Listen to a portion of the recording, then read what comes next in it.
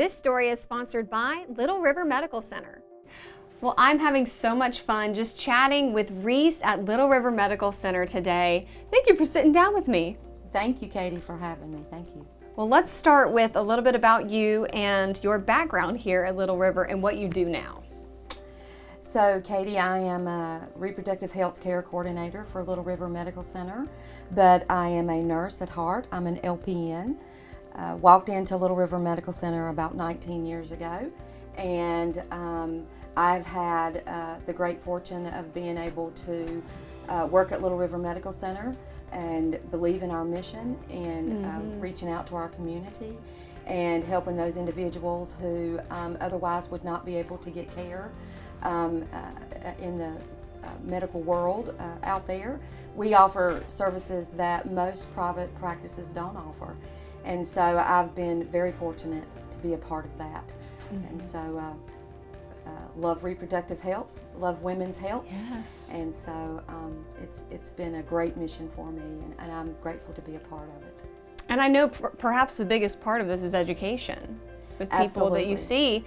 Where does it begin for you?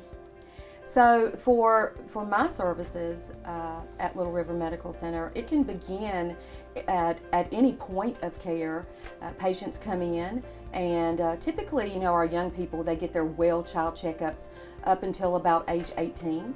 But our reproductive health care services begin for our young people as early as 15. Okay. It can begin earlier depending on that young person's needs. But for us, it typically begins at about age 15. And reproductive health services or care can last you your whole life through no matter what age you are. So. And you said this earlier, that things have changed quite a bit over the last 20 years, especially with the technology we have. I mean, what I'm seeing on the table here, a lot of this didn't even exist 20 years ago. Not only did it not exist, we didn't talk a lot about reproductive health. True. So that was not conversations that a lot of us had at home, and certainly not in the schools. And so at Little River Medical Center, one of the things that we do pride ourselves in is we do a lot of education, we do a lot of counseling, but it's all about prevention. It's no longer about episodic care.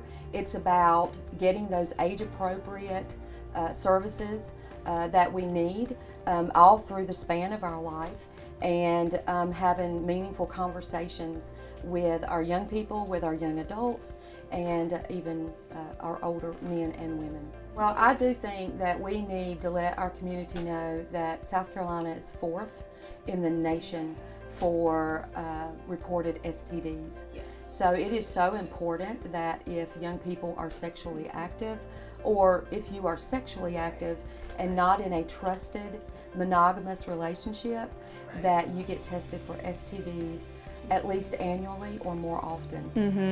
You change partners, then you should get checked. Yeah. And not just for those routine chlamydia, gonorrhea, trichomonas, but for HIV and for HPV. It's so important that our young women get their annual well woman exams. Annually come in. You may not need a pap smear every year, but you certainly need an annual well woman with a pelvic, get a clinical breast exam, and certainly age-appropriate other screenings at 40. Begin your mammogram. And unfortunately, we now know that syphilis in South Carolina is on the rise with our older population.